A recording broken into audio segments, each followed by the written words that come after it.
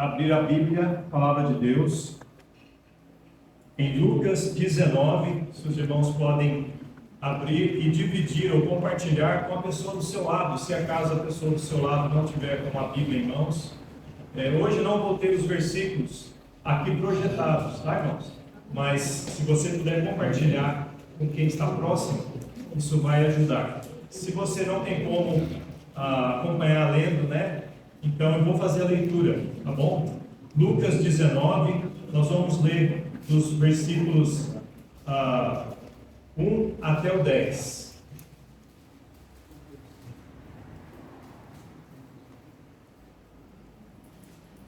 E o título da pregação de hoje à noite: Oportunidades para Salvação. Leiamos. E tendo Jesus entrado em Jericó, ia passando, e eis que havia ali um homem chamado Zaqueu, e era este um chefe dos publicanos, e era rico, e procurava ver quem era Jesus, e não podia, por causa da multidão, pois era de pequena estatura. E correndo adiante, subiu a um sicômoro para o ver, porque havia de passar por ali. E quando Jesus chegou àquele lugar, olhando para cima, viu-o e disse-lhe: Zaqueu, desce depressa, porque hoje me convém pousar em tua casa. E apressando-se, desceu e recebeu alegremente. E vendo todos isto, murmuravam, dizendo que entrara para ser hóspede de um homem pecador. E levantando-se Zaqueu, disse ao Senhor: Senhor, eis que eu dou aos pobres metade dos meus bens, e se em alguma coisa tenho defraudado alguém, o restituo quadruplicado. E disse-lhe Jesus: Hoje veio a salvação a esta casa, pois também este é filho de Abraão. Porque o Filho do Homem veio buscar e salvar o que se havia perdido. Oportunidades de salvação. Observando nesse texto, nós aprendemos que as oportunidades de salvação têm algumas características. Esse texto nos mostra. Então a gente vai focar nesse texto aqui particularmente. Essas oportunidades são, primeiramente, valiosas. São oportunidades valiosas. O primeiro versículo diz que, tendo Jesus entrado em Jericó, ia passando. Então, Jericó era uma cidade que ficava próxima ao Rio Jordão, entre o Rio Jordão e o Mar Morto, lá embaixo, olhando no mapa ali da Palestina. E Jesus haveria de passar por lá para se dirigir a Jerusalém. Era uma cidade muito bonita, muito bela, muito rica, diferente das outras regiões ali da Palestina, onde é muito seco, muito calor, aquela paisagem árida. Ali ficava próxima a fontes de água ou a ribeiros, né, o próprio Rio Jordão. Então o verde era abundante. Então havia ali muitas árvores, havia palmeiras e tudo mais. A palavra Jericó, o nome da cidade, significa lugar de fragrância. Era um lugar muito agradável e era cheia de, como já disse, palmeiras e fontes de águas quentes. E era a cidade preferida dos reis, dos sacerdotes, para quando tivessem que passar férias de inverno, eles gostavam de ir lá. Então era uma cidade bonita, uma cidade próspera, e Jesus passou por lá antes de ele enfrentar a morte na cruz do Calvário, em Jerusalém. Mas era a última vez que Jesus passaria por lá. Era a última vez, ele sabia disso. Talvez as pessoas ali, com certeza, as pessoas dali não sabiam exatamente desse fato, mas Jesus sabia. Era a última vez que ele pisaria, enquanto ele estava ainda aqui nesta terra, né, sem ter sido ressuscitado, que ele pisaria naquela cidade. Então foi uma oportunidade valiosa, rara, única para os habitantes daquela cidade. Jesus ia passando, porque o destino dele não era ali, era de passagem, como o texto diz. Ele ia passando. para a cruz do Calvário, para derramar o sangue que tem poder, para morrer pelos nossos pecados. E aquele era o dia mais importante para aquela cidade. Se eles pudessem olhar em toda a história deles, aquele era o dia mais importante, porque era um dia de oportunidade para salvação. Porque ali o Salvador passaria. Mas as multidões começaram a vir, e a razão maior porque Jesus era famoso, porque Jesus curava, Jesus fazia milagres, Jesus multiplicou pães, Jesus fez maravilhas, ressuscitou Lázaro. Jesus Cristo, então, tinha uma boa reputação, uma reputação maravilhosa, e muitos interessados em conhecer ou curiosos para vê-lo pessoalmente estavam lá. E não era de se estranhar que, inclusive, todas as pessoas de todas as classes, não só os pobres quanto os ricos, não só os que viviam na periferia, quanto os que eram ali, tinham status renomado, estavam ali. Mas interessantemente que dessa cidade de Jericó, somente 2 pessoas têm a história de que elas foram salvas, aqui como resultado dessa visita rápida de Jesus. Essas 2 pessoas são o cego que estava na beira do caminho, o cego pobre na beira do caminho. Isso está no capítulo 18, capítulo anterior. Aquele homem estava na beira do caminho, quando Jesus passava em direção para entrar em Jericó, ele clamou a Jesus, Jesus parou, mesmo com a resistência da oposição do povo, Jesus curou aquele homem. A Bíblia fala em Marcos, a mesma história, só que dá o nome desse homem, é Bartimeu, o cego Bartimeu.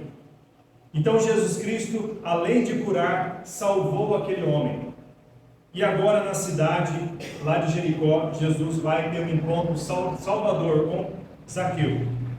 Diferente daquele cego, pobre, Zaqueu era um homem rico, renomado, era um homem que tinha uma reputação, que não era muito boa, mas ele era um homem ali diferente. Isso prova a graça de Deus, o amor de Deus, que ele não está preocupado em selecionar pessoas ricas ou pobres. Ele veio para o pecador, para aquele que está perdido. Não importa que classe social, não importa em que situação, que idade, se a pessoa tem deficiência ou não tem deficiência, não importa, a pessoa que é pecadora, perdida e reconhece a necessidade do Salvador, Jesus veio para esse.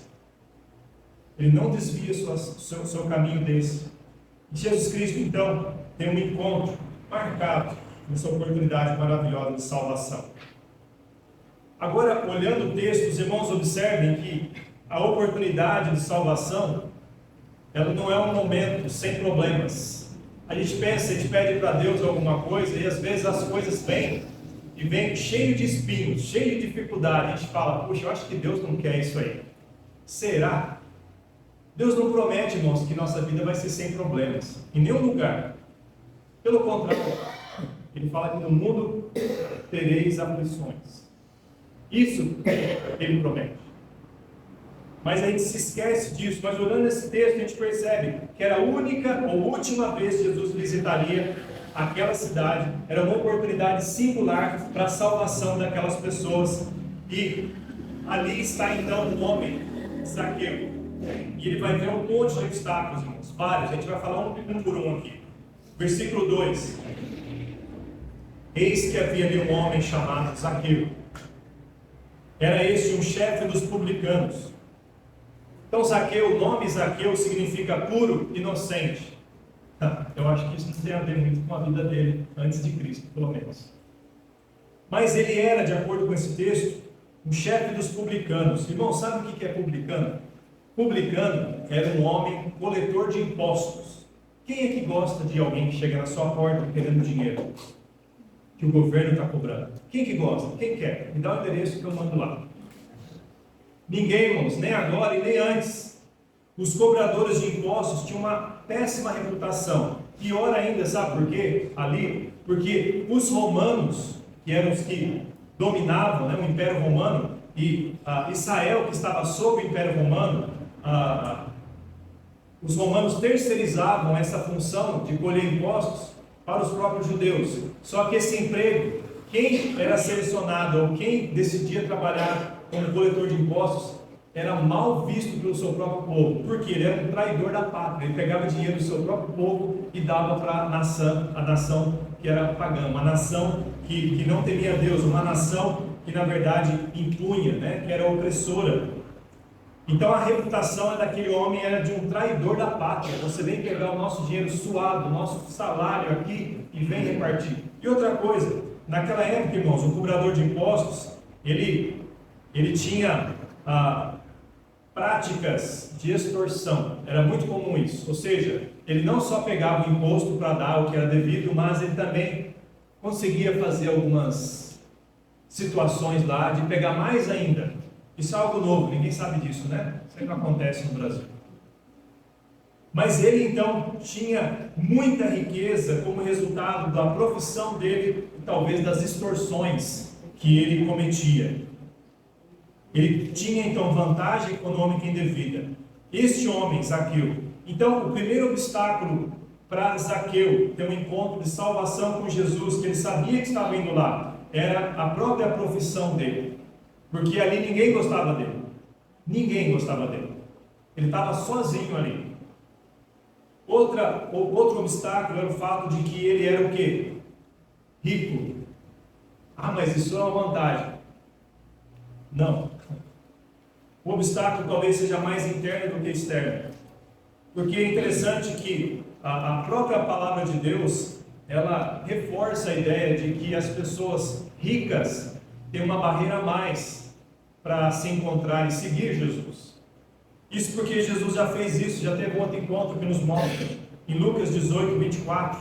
Se os irmãos abrirem lá em Lucas 18, 24, diz assim: e vendo Jesus que ele ficara muito triste, disse: quão dificilmente entrarão no reino de Deus os que têm riquezas. Esse versículo é muito mal entendido, interpretado. Alguns falam, então os ricos não vão para o céu, os pobres já vão direto. Não, irmãos, não é verdade isso não. O fato é que por amar ao dinheiro, as pessoas idolatram o dinheiro e colocam o dinheiro na frente da vida espiritual, na frente de Deus, e elas têm dificuldade, porque o dinheiro é o Deus delas. E esse jovem que Jesus encontrou no capítulo 18, ele lançou o desafio para ele, de vender tudo para segui-lo. E ele pensou bem e falou, eu tenho muito. E ele, não, e Jesus falou, é muito difícil entrar no reino de Deus, os que têm riqueza. Só que o próprio texto fala que não é impossível. Difícil, mas não impossível. Versículo 27 fala, mas ele respondeu, as coisas que são impossíveis aos homens são possíveis a Deus. Por mais difícil que seja, até os ricos podem ter salvação. E quando tem, Deus usa de grande maneira também. Então, irmãos, dá para perceber como ser rico pode ser um obstáculo para a pessoa encontrar Jesus e ser salvo. Então esse é o segundo obstáculo. Primeiro a profissão, segundo o estado social dele, riqueza. Aí versículo 3, e procurava ver quem era Jesus, não podia, por causa da multidão. Então a outra barreira, o outro obstáculo era a acessibilidade. Ele queria, mas não conseguia. Por quê? Tinha um monte de gente, tudo encostado uma na outra, irmãos, que não dava brecha para ele ver. Não dava brecha, porque Jesus era famoso, a fama de Jesus o precedia. Então, se quisesse ver, você tinha que chegar muito antes lá para poder pegar um assento de privilegiado, um local onde você tivesse alguma visão melhor. Mas quando Zaqueu tentou, ele não conseguiu. A multidão o abafava. Então, a acessibilidade. A outra barreira, pois era de pequena estatura, versículo 3, no final. Além de ter uma grande multidão, mesmo que ele fosse alguém de estatura mediana ou alta, era muita gente, mas aqui ele era baixo, bem baixinho, então não tinha como. Não tinha como. Ele só enxergava costas. Era tudo que ele podia ver. Não podia ver Jesus, a quem ele gostaria de ver. Mas interessantemente que, mesmo ele sendo baixo, ele não usou isso como uma desculpa para não ver a Jesus. Ele deu um jeito. Ele não era cristão, ele não era crente. Ele deu um jeito. O que ele fez? Interessante, né? Ele achou um lugar mais alto e subiu. E subiu. Mas aí o versículo 4 diz: e correndo adiante, subiram a um sicômoro para o ver, porque havia de passar por ali. Sicômoro era uma árvore, conhecida para nós como figueira brava, uma árvore que tinha, bem robusta, que tinha galhos baixos e espalhados, então para alguém baixo não era difícil subir. Então ele conseguiu chegar numa posição que de lá ele enxergou Jesus. E não só enxergou Jesus, como as pessoas podiam enxergar ele da árvore, né? Podia ver aquele homem, aquele cobrador de impostos lá. Então essa foi uma barreira, irmãos. Por quê? Porque quando ele subiu, ele teve que engolir o orgulho dele. Logicamente, irmãos, um homem famoso, um homem rico, tem que fazer um papel de uma criança, de um moleque, de subir na árvore. Quem gostava de subir em árvore quando era pequeno? Tem até mulher que gostava, né? Muitos falam, né? A turma, as molecas, né? Os macaquinhos que gostam, não vê uma coisa alta, vai subindo, né? Então é uma coisa normal para uma criança, mas não para um homem profissional, para um homem de fama, um rico, de repente subir na árvore. Mas ele engoliu o orgulho, não foi obstáculo que o impediu. E se os irmãos pularem o versículo 7, e lá no versículo 7, eu acrescentei mais um obstáculo aí, foi o fato de que quando Jesus falou com ele, e Jesus se convidou para ir na casa dele, a multidão não ficou alegre. A multidão fez o quê? Murmurava. Eles murmuravam, reclamavam. Então imagina, ele já não era bem aceito, não era bem visto, e agora a reclamação da multidão, porque Jesus deu atenção para ele. Mas nada disso impediu. Nada disso impediu. As oportunidades de salvação, elas vêm acompanhadas de dificuldades. Bem acompanhadas. Assim como as oportunidades de você falar da salvação vêm acompanhadas de dificuldades.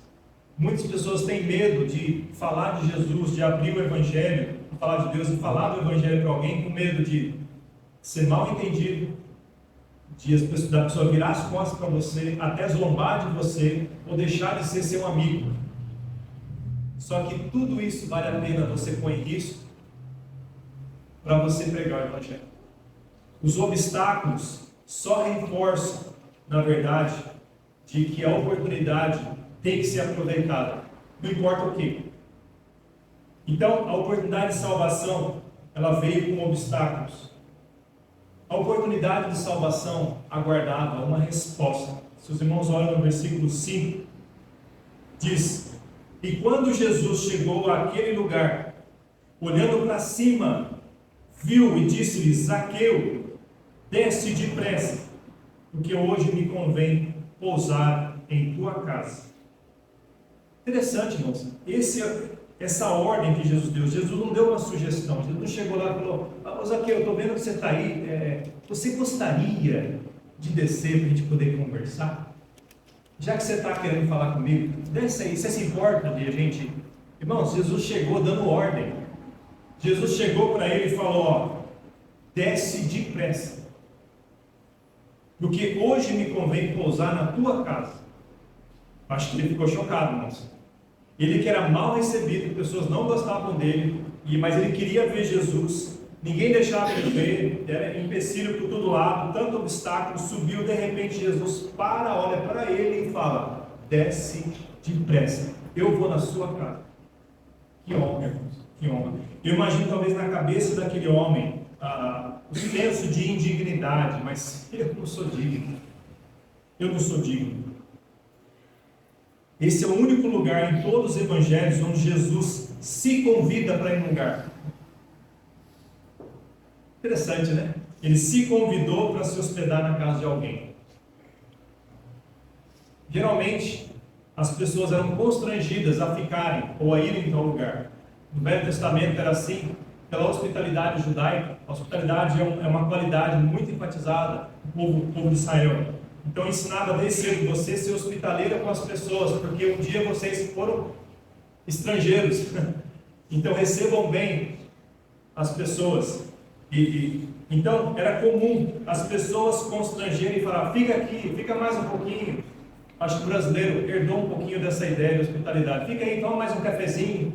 Vai não, vai embora não. Só que Jesus aqui não esperou Zaqueu. Ele nem sabe se Zaqueu o convidaria. Jesus falou: eu vou na tua casa, eu vou pousar lá, desce agora. E aí ficou no ar. Ficou no ar. Precisava de uma resposta, não é verdade? Jesus deu a ordem, Jesus falou o que ele queria, o que ele deveria fazer. E aí, o que ele fez? O que ele fez? Oportunidade maravilhosa que surgiu de resposta. E ele respondeu. Zaqueu respondeu. Versículo 6. E apressando-se, desceu e recebeu alegremente. Então, ele desceu correndo da árvore. Irmãos, eu não sei aqui, eu gosto de imaginar situações, né? Se ele desceu ralando tudo, porque para subir você sobe lá com cuidado, né? Mas Jesus parou, te chamou, deu uma ordem. Talvez você lembre de ser cuidadoso, vai descer o mais rápido que você pode. E ele desceu, apressando-se, com certeza, ele desceu e ele recebeu com alegria. Então, irmãos, dá para perceber aqui já a evidência de que aquele homem depositou a sua fé no Senhor Jesus Cristo, já a partir daquele momento. Antes era uma curiosidade, ele queria ver, agora ele está fazendo exatamente o que Jesus falou, sem questionar, sem vacilar, sem falar, espera um pouquinho. Irmãos, ele desceu, ele obedeceu na hora. Isso mostra uma humildade daquele homem que estava acostumado a cobrar dinheiro de todo mundo. Agora ele recebeu uma ordem, ele obedeceu. E ele fez na hora, imediatamente. Ele apressou-se. E ele não fez com tristeza, ele fez com alegria. Ao invés de resistir ou rejeitar a ordem, ele humildemente obedeceu, ele desceu. Ao invés de deixar para depois, o que a maioria faz quando Jesus estende um convite, dá uma ordem, a pessoa amanhã, quando eu estiver preparado, deixa eu limpar minha casa primeiro, deixa eu estar pronto. Aí, não, na hora, imediatamente, ao invés de deixar para depois, ou fazer com tristeza, ele fez rápido e com alegria. Então, irmãos, eu percebo aqui já a salvação que Jesus vai se referir, versículos para frente, que havia acontecido. A fé daquele homem, uma fé salvadora verdadeira. A fé salvadora verdadeira, irmãos, produz obediência. A gente não obedece para ser salvo, a gente obedece porque já é salvo. Quem confia em Jesus verdadeiramente, para obedecer, é o próximo passo. A obediência, ela é produzida pela fé salvadora verdadeira. E aquele homem já estava ali, fazendo tudo o que Jesus falou, com a atitude correta, com o coração correto. E o versículo 7, como nós já lemos. E vendo todos isto, murmuravam, dizendo que entrara para ser hóspede de um homem pecador. Irmãos, todo mundo chamava os publicanos de pecadores, era meio que quase um sinônimo, né? Publicano, pecador, e de fato era um cobrador de imposto que roubava, né? Pegava o dinheiro, mas dava aquela extorquida, né? Dava aquela cobradinha de uns valores a mais, dava o que precisava dar e ficava com o resto. Então, era a fama de um ladrão institucionalizado, um ladrão pago pelo governo roubando, para roubar do seu próprio povo, para extorquir. Não é só pegar o imposto devido, mas é pegar mais. Então, todo mundo reclamou. Por que Jesus, diante de tanta gente que podia chamar, que podia se dirigir e falar com este homem, justo ele? E aqui eu queria apontar para você algumas coisas interessantes. Às vezes a gente tem preconceito das pessoas. A gente olha para as pessoas e a gente se julga, se compara com elas e fala: mas eu não sou como fulano. Eu posso ser ruim, mas eu não sou tão ruim quanto fulano. Isso não agrada a Deus, porque isso mostra um orgulho, e Deus não gosta de orgulho. Jesus Cristo conta uma história, ainda em Lucas, no capítulo 15, versículo 2, capítulo 15 em geral, mas no versículo 2 tem aqui o ponto que eu quero chegar.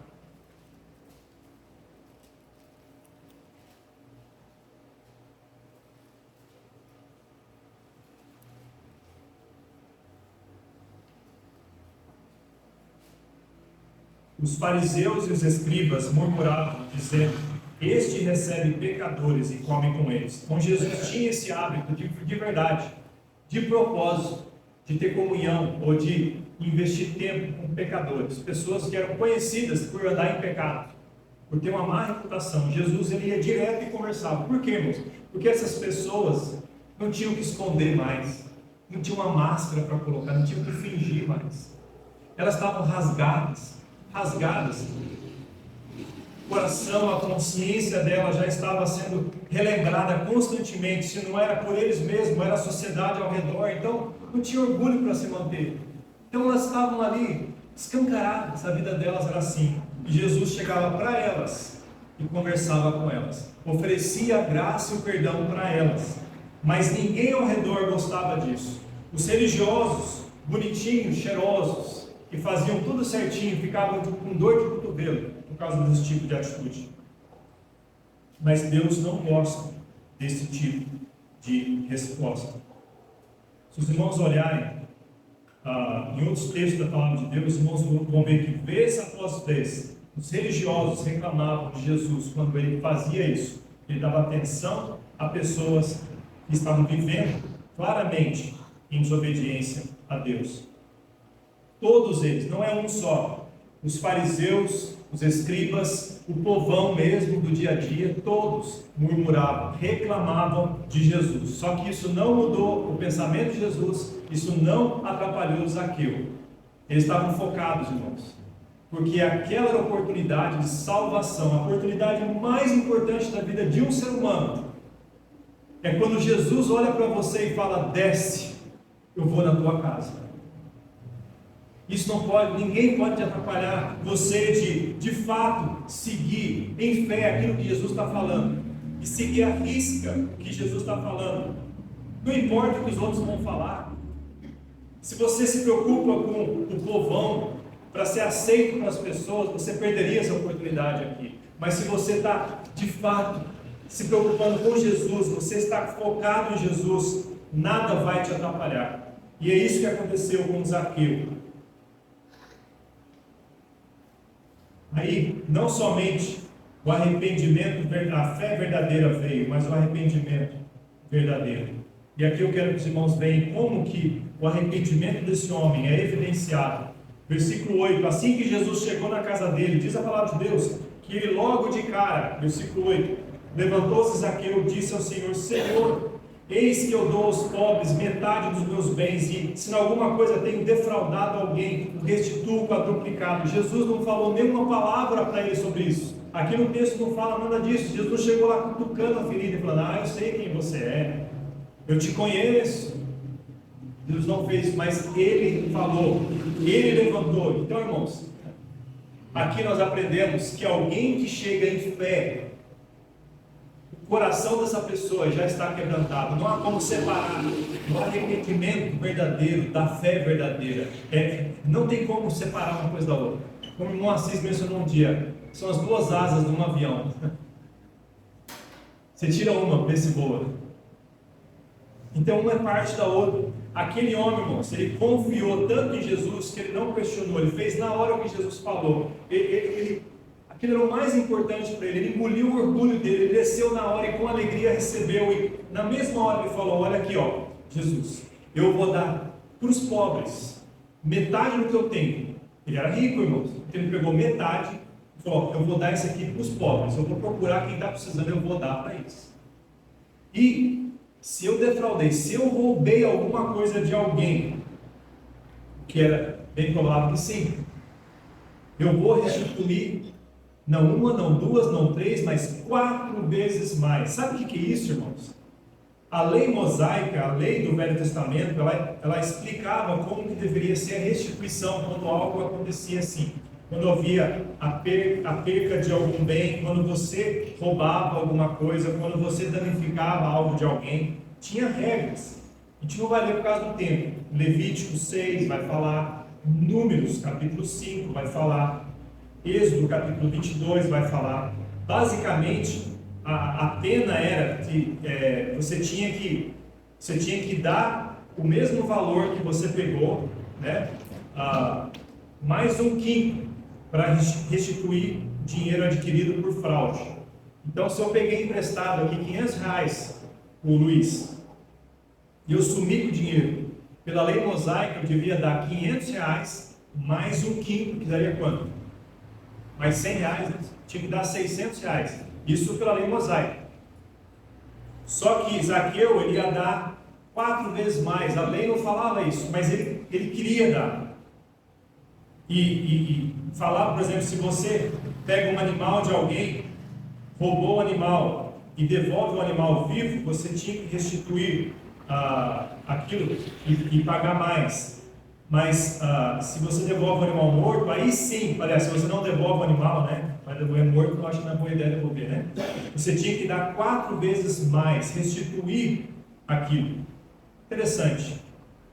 Zaqueu, ele julgou o seu próprio crime tão severamente, ele não estava se achando de vítima, irmãos. Sabe por quê? Porque ele se arrependeu de verdade. Quando ele se arrepende de verdade, ninguém precisa ficar falando, eu sei o que você fez. Deus vai lá tocar no nosso coração e nós vamos agir de forma que Deus vai tocar no nosso coração. O que eu faço? Aqui, irmãos, era possível haver restituição. Tem situações que não tem como haver restituição, mas aqui era possível. Com dinheiro você pode fazer isso. Ele era rico, então ainda da metade dos bens dele ele podia fazer tudo isso. Irmãos, o arrependimento chegou de verdade. Sabe o que Deus faz? A resposta de Deus para arrependimento sempre é a favor, sempre é com graça. Lucas 18:13 vai nos dar um outro exemplo. Que haviam 2 homens que foram no templo para orar, um era fariseu, o outro era um publicano, era um cobrador de imposto também. No versículo 13, Lucas 18 diz: publicano, porém, estando em pé de longe, nem ainda queria olhar, levantar os olhos ao céu, mas batia no peito, dizendo: ó Deus, tem misericórdia de mim, pecador. O primeiro que foi orar foi um religioso, e ele orou mais ou menos assim: Senhor, obrigado, porque eu não sou igual a ele, viu? Eu não sou tão ruim quanto esse. Eu dou o dízimo, eu oro tantas vezes, eu faço isso. Eu vou até parafrasear aqui: eu vou em tal igreja, já faz 20 anos que eu sou fiel. Eu canto no coral, eu ajudo o pastor quando ele pede. Eu não sou tão ruim quanto aquilo. Diz a palavra de Deus que aquele orgulhoso que se comparou com o outro saiu de lá nada, com nenhuma diferença na vida dele, nenhuma diferença espiritual, porque a oração dele não passou dali. Mas que esse homem aqui voltou, saiu de lá abençoado. Vamos ver aqui e falar o que aconteceu com ele. Versículo 13, né? Lucas 18:13. Versículo 14. Digo-vos que este desceu justificado para a sua casa, e não aquele, porque qualquer que a si mesmo se exalta será humilhado, e qualquer que a si mesmo se humilha será exaltado. Então, irmãos, Deus, ele quebra o nosso orgulho para provar que nós não somos nada, não temos nada, inclusive, na verdade, o que temos é podre, é sujo, é indigno. E esse sentimento, irmãos, de humilhação, de quebrantamento, arrependimento, acompanha a fé salvadora, irmãos. Não tem como você chegar diante de Jesus Cristo Salvador falando: peraí, deixa eu dar uma mãozinha para o Senhor. Eu sou bonzinho. O Senhor vai sentir falta de mim se eu não fizer parte do teu rebanho. Isso é orgulho, irmãos. Mas aquele homem, ele se sentia tão sujo, tão pecador, que ele falou: olha, eu vou dar metade de tudo que eu tenho. Se eu roubei alguém, eu vou dar 4 vezes mais. 4 vezes mais. Então, irmãos, a fé entrou no coração daquele homem. O arrependimento entrou no coração daquele homem. Irmãos, arrependimento e fé verdadeiros. Porque aquela oportunidade era única. E olha o que Jesus Cristo fala dele. Versículo 9 e 10. Disse-lhe Jesus: hoje veio salvação a esta casa, pois também este é filho de Abraão. Jesus sabia do que estava falando. Ele conhece os corações. Ele sabia que aquele homem, de fato, creu nele como Salvador. E aquele homem, de fato, se arrependeu. Depositou toda a sua fé, não nele mesmo, todo o seu dinheiro, toda a sua inteligência, mas em Jesus Cristo, somente. E Jesus falou: este é filho de Abraão. Sabe o que isso quer dizer, irmãos? Que ele era um judeu, que é o povo que Deus chamou e separou para ser uma bênção para as nações, que é o povo de quem a Bíblia Sagrada foi instrumental, foi instrumento para a Bíblia Sagrada chegar para nós, é o povo de quem Jesus nasceu. Ele era filho de Abraão fisicamente, por ser judeu, mas agora de fato, espiritualmente, porque ele era um verdadeiro filho de Abraão. Abraão é o pai da fé. Ele era agora também alguém que teve a fé no Salvador. Ele era de fato, Jesus falou isso dele. Mateus 1,21 diz: e dará à luz um filho e chamará seu nome Jesus, porque ele salvará o seu povo dos seus pecados. Jesus salva todo mundo, irmãos, mas começa com o povo dele, porque ele veio para o judeu, dos judeus, para os judeus e para o mundo inteiro. Então, quando um judeu de fato reconhece, arrependido e com fé, Jesus Cristo aqui, irmãos, ele falou: filho de Abraão. Este é o filho de Abraão. E Jesus quebra todo argumento aqui.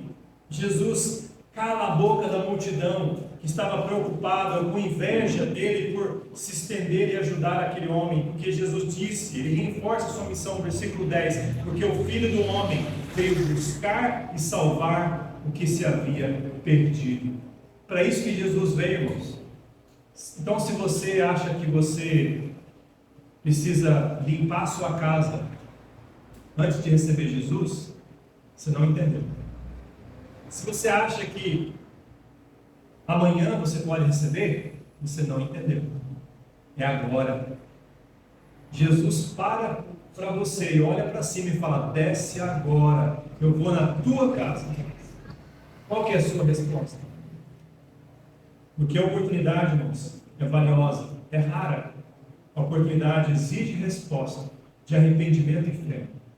Você e eu não temos nada para oferecer para Deus, mas Ele, pela graça, se ofereceu por você. O que temos é trapo de imundícia. O que temos são pecados a serem perdoados. Mas o que você faz com eles? Tenta limpar sozinho? Ou você, arrependido, fala: Senhor, eu sou errado, eu sou pecador, me perdoa, e se eu fiz algo que eu preciso restituir, eu vou fazer isso. Irmãos, o arrependimento verdadeiro, ele não tem medo de assumir as consequências. Se eu roubei dinheiro do meu vizinho, e eu criei Jesus como meu Salvador, amanhã